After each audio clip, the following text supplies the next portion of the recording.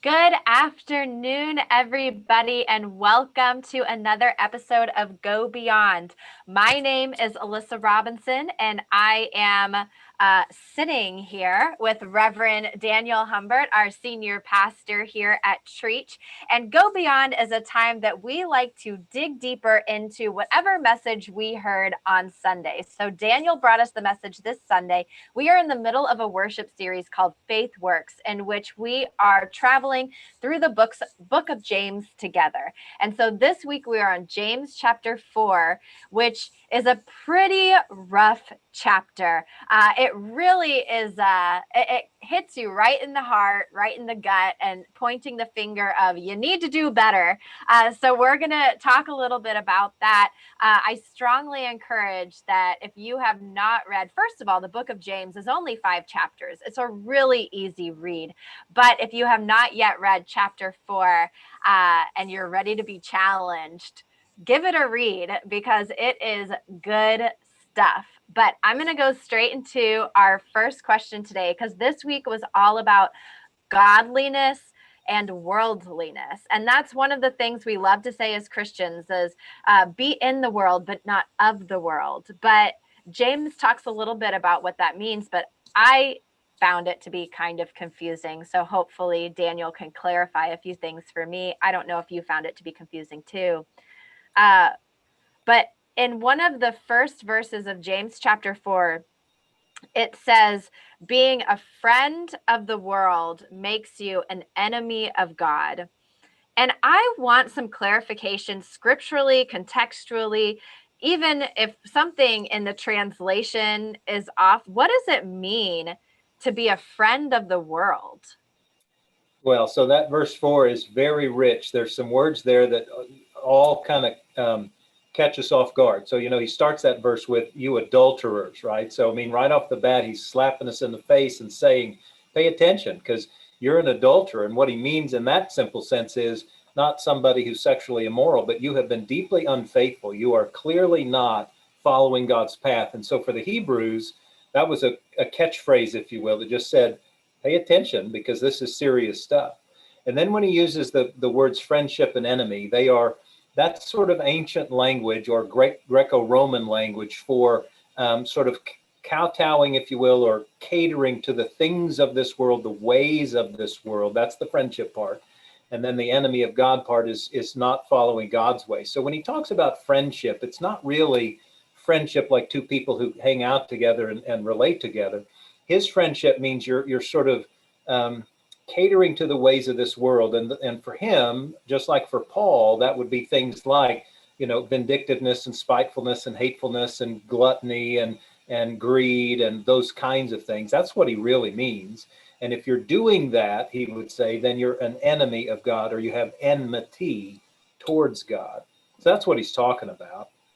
Well, and when it talks about being a friend of the world, it sounds like, could we get some clarification around what does that mean for participating in the culture of the world? Because that's where I started to feel a little weird about it because I was like, okay, Jesus was a friend of the world. He came into this world and put himself in the context of a culture, spoke to people in terms that they understood, oftentimes using cultural norms to illustrate a story. At what point are we crossing a line by participating in the cultures that we live in? Or is there something around Christianity that we're not supposed to be connected to our own culture? So that's a great question. And unfortunately, I didn't have time in the message to address it. And I'll do my best here in a short amount of time. But Jesus was a friend of the world to the degree that he loved the world with his entire self, that he gave himself for the world, that he cared about everybody with whom he came in contact, and that he wanted people to become better about that kind of love, right? That's how Jesus was a friend of the world. But Jesus was not a friend of the world to the degree that he sort of lived into the cultural mores of the world, right? So he came in humility. The cultural more of the world of the time was pomposity and hubris and power, right?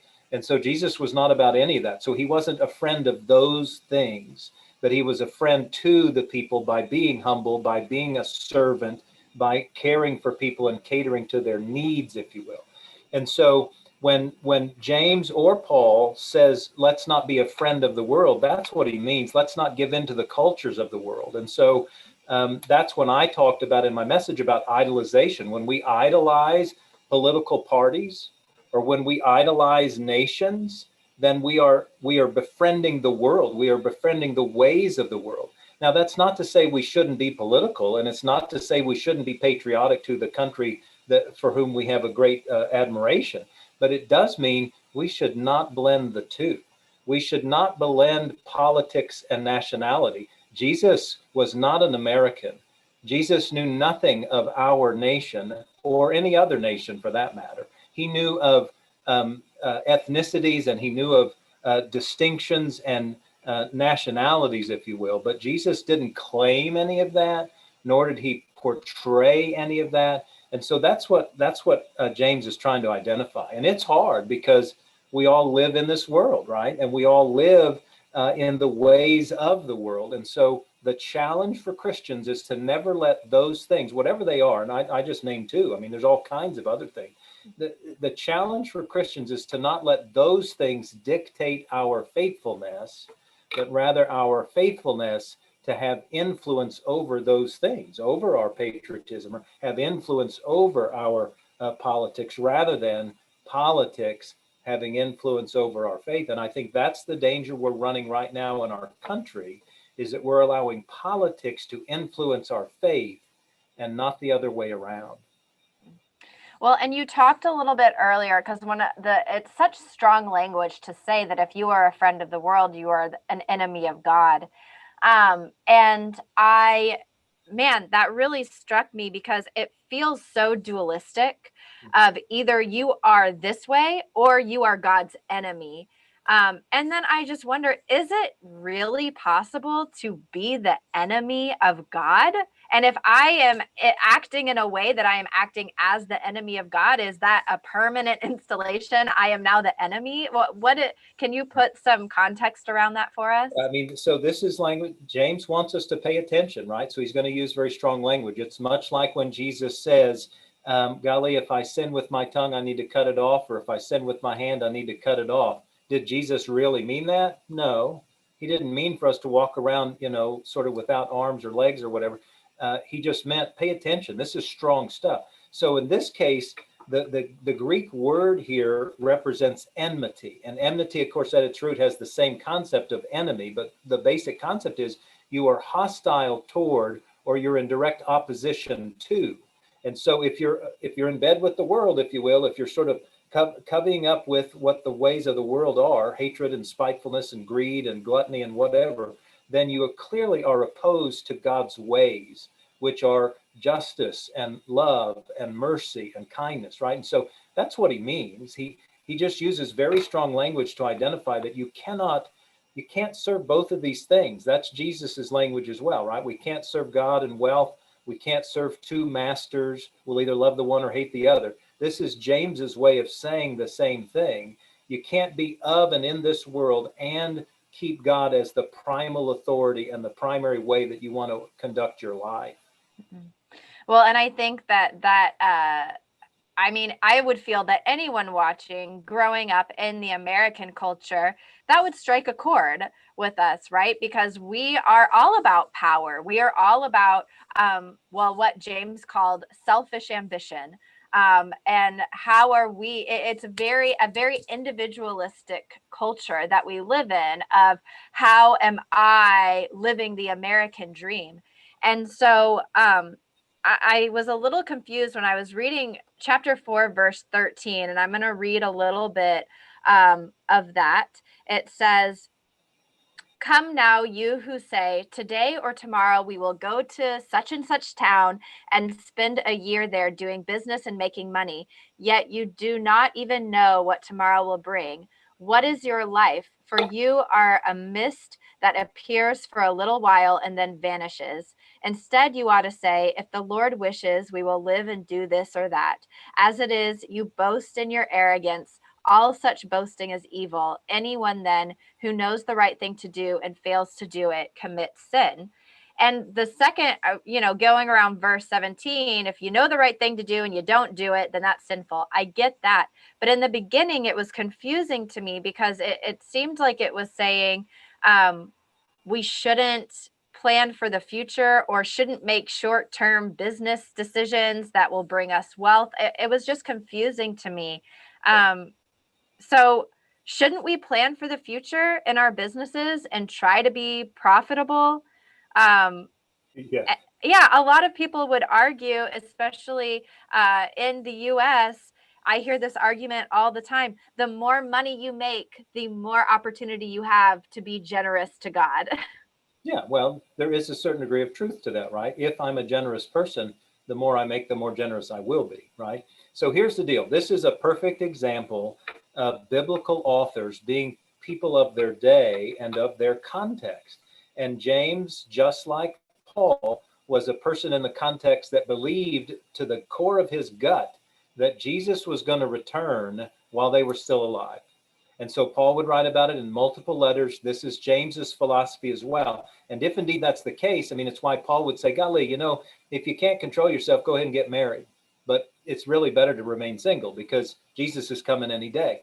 And in James's language, it's, hey, you don't really need to prepare for the future. He doesn't say this part, but basically what he means is because Jesus is coming back any day now.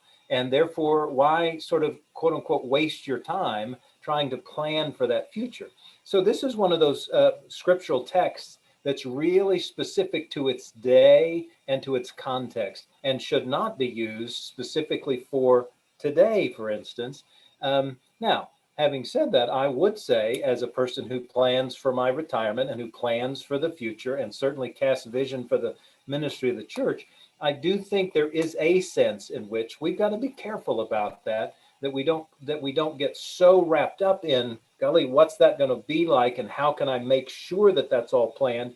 Because for instance, retirement is a 20th century creation, right? So for centuries before the 20th century, nobody retired, nobody planned for retirement, and so It was also more communal where you had people to depend on and the community would take care of you in your old age. And we don't have that anymore. Yeah, that's right. And so again, that's why this particular passage that is confusing for the modern age I hesitate to say it makes no sense for the 21st century, but it's difficult to apply its specific wisdom with regard to that, other than, hey, don't get so anxious and so uptight about that you can't really live in the moment. He's not saying, I don't believe, for today, hey, don't ever plan for the future. But he was saying for his day, hey, Jesus is coming back any day. So don't get so bogged down in planning for the future that you lose sight that Jesus is coming back. And we want him to do that, right? So it's a great example of the cultural context of certain scriptures. Well, and the last question that I have is something that you specifically mentioned within your sermon on Sunday. What does it mean to submit yourself to God? Because you brought up the examples of submitting yourself to God through spiritual practices. And within our church, you talked about the spiritual health assessment that we're going to have coming up and the fact that we recognize 7 spiritual practices within our congregation. Where does that come from? Where does Jesus mention engaging with spiritual practices to get closer to God, and those specifically? Yeah. Well, so Jesus doesn't so much say, hey, practice this or practice that. Jesus does those things, right? Jesus prays in the Garden of Gethsemane, or Jesus is generous with his love, or Jesus celebrates and worships God. And so Jesus was much more about actually doing these things, practicing these things. Even with regard to scripture, he would constantly be quoting what we now call Hebrew scriptures or Old Testament scriptures, because they were ingrained in his life. He had engaged them his entire life. So Jesus never said, hey, do these things so much. He did with regard to prayer, and he did with regard to service. But it's really Paul and others who go on to point out, and James too, that we submit to God by handing our life over. And I maintain that the way we hand our life over to God, submission, which is, by the way, a very hard concept, as you've already pointed out, for Western culture, because all of Western culture, not just America, is very much about, hey, I'm a self-made person. I can do this on my own. I can make this happen for myself, yada, yada. And so submission's a hard concept. So, but in Christianity, submission means if I hand myself over, what I maintain is that the way we hand ourselves over to God is by taking up those spiritual practices. It is a known quality, if you will, that when I engage those 7 that we talk about as core, they're not the only ones, but we believe they're the core 7, that when we take those up, man, they help us become a friend of God more than a friend of the world, that they change our heart, that they change our mind, that they change the way we interface with people. And that makes sense, obviously, when you think about it in terms of like relationship. If I'm in a small group, I can't help but know other people, learn about other people, understand other people better. If I'm in scripture, I can't help but know God's heart better, right? If I'm in conversation with God through prayer, I can't help but begin to better know what God desires for me. I mean, and that's sort of how it all works. When I'm in service to other people, it humbles my heart and helps me to remain connected to other people. That's why that's important, and why I think the assessment will be so critical to us, not only learning about spiritual practices, but then the prescriptions that will come will help us better engage them and use them for us to submit to God, to humble ourselves to God. And I believe it changes people. I'm just convinced of it. Oh. Well, thank you. That is about all the time that we have today. On Wednesday, today we were talking a little bit about the context of scripture. On Wednesday, we're going to be digging deeper into today's culture, because a lot of what James was talking about was kind of, as Christians, we are not necessarily feeding into the culture that we live in. And we might nod along to that and say, yeah, that makes sense. But then when we actually start to dig into it, we're like, wait a second, you're changing the entire structure of our, the way that we understand how the world works. And so I'm really excited for Wednesday to ask some questions. And I hope that you'll join us. So remember that you can tune into all past episodes of Go Beyond at tmumc.org/go beyond. And that spiritual health assessment that we talked about is going to be coming out within this week. And so just keep an eye at tmumc.org/next steps to see when that health assessment is coming out, so that you can start to take those next steps into what you can do to grow deeper in your relationship with God. But until Wednesday at 12:30, hope you have an amazing week. Bye, everybody.